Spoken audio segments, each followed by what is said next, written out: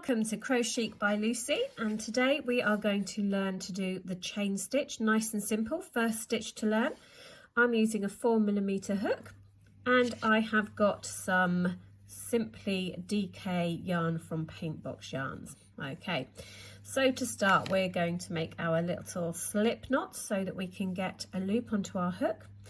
I do this by holding the short part of the tail in front of me, the end of the yarn, looping it over these two fingers, bringing it up over and making a cross. So it comes back up over and we can see this cross here.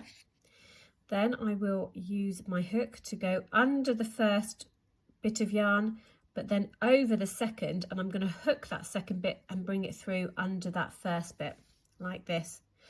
Now I place my finger here to hold that loop in place while I take these fingers out of the loop, out of the knot that we've made, and we're just going to gently bring that down to tighten it, and we have made our slip knot.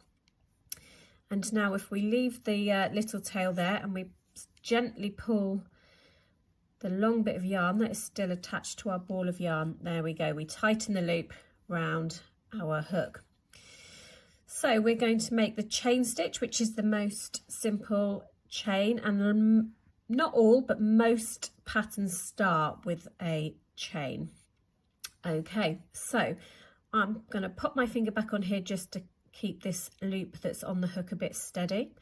And then we're going to do something that's called a yarn over. So this is where we take the wool or the yarn that you're using round the back of the hook and bring it over to the front like that. So you've hooked it over. And now I'll remove my finger because I don't need to keep it in place anymore, and I'm going to gently pull that bit of yarn through the loop that was on the hook. And that is it. That is simply it. That is your first chain stitch. Okay, so I'm going to do a few more so they get up to 10.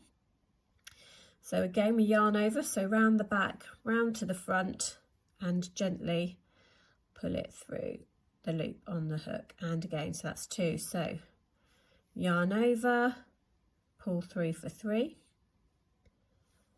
yarn over, pull through for 4, yarn over, pull through for 5, yarn over for 6, yarn over, pull through the loop on the hook for 7, yarn over, pull through the loop on the hook for 8, yarn over, pull through the loop on the hook for 9, yarn over, pull through the loop on the hook for 10.